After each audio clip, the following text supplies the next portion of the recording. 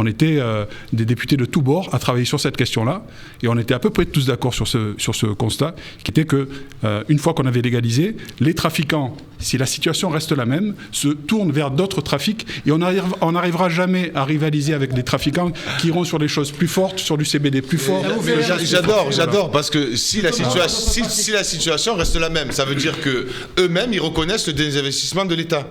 Eux-mêmes reconnaissent les investissements de l'État. Donc l'État a mis beaucoup d'argent. Qu'est-ce qui a changé, monsieur Hamada, en 5 ans dans votre circonscription, puisque, soi-disant, vous allez dans les quartiers. Vous y allez dans les quartiers ou pas? Parce qu'il n'y a rien qui a changé, il y a tout qui a... Non, vous n'y habitez pas, monsieur, vous n'habitez pas à Marseille. J'habite à Marseille. Non. Bon, bref, c'est pas grave. Moi, je n'attaque pas la personne. Je veux pas... Non, mais je veux pas parler de vous, ça me regarde pas. Avec votre suppléante qui est d'autres familles, on peut y aller. Moi, elle n'est pas de ma famille du tout. Excusez-moi, je la connaissais pas avant qu'elle vienne. Mais ça, c'est différent. Moi, ce que je veux savoir, on va faire de la politique. Ce que je veux savoir, qu'est-ce qui a changé, puisque vous allez dans les quartiers, en 5 ans? Qu'est-ce qui a changé pour vous? Est-ce qu'il y a 5 ans, il y avait des poubelles qui bloquaient les quartiers? Est-ce qu'il y a 5 ans, il y avait ces poubelles qui bloquaient les quartiers? Et donc ça, c'est la faute du président de la République. Je vous pose la question. Non, je vous pose la question. Mais c'est pas la faute du président de la République, c'est vous qui me dites l'État aujourd'hui investit énormément et a investi des millions d'euros. Très bien. L'école, nous, on les a repeints, les écoles. Non, mais je vous parle. Les écoles, on les a repeints nous-mêmes avec les habitants. Oui. Allez-y, monsieur Hamada. Sur la question des écoles. On passera au thème suivant. Je vais prendre juste un exemple. La question de la rénovation urbaine. Parce qu'on a mis là 600 millions d'euros alors qu'il y avait eu 300 millions en 15 ans. Mais 600 millions. La question, je termine.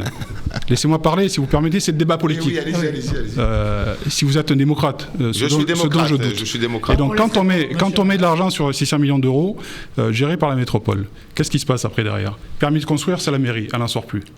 La métropole a la compétence politique de la ville. Ils ne construisent pas. Ils ne font pas de rénovation urbaine. C'est pas l'État qui décide. Ah non, il y a une présidente de la métropole. Je vais vous apprendre comment fonctionnent les collectivités locales. Je connais très bien Madame Vassal, parce que je la critique sans arrêt. On a la présidente de la métropole qui est responsable politique de la ville. Ce n'est pas le président de la République qui signe les permis de construire. Ce n'est pas le président de la République qui lance les marchés publics. Et ce n'est pas le président de la République qui rénove les écoles. Et malgré cela,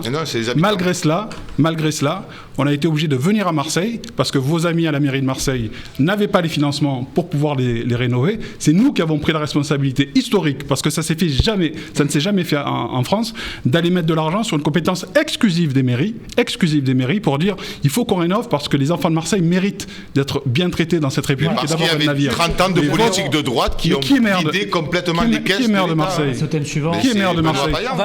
Mais c'est un homme de gauche, c'est pas un homme de droite, monsieur. Alors, s'il vous plaît.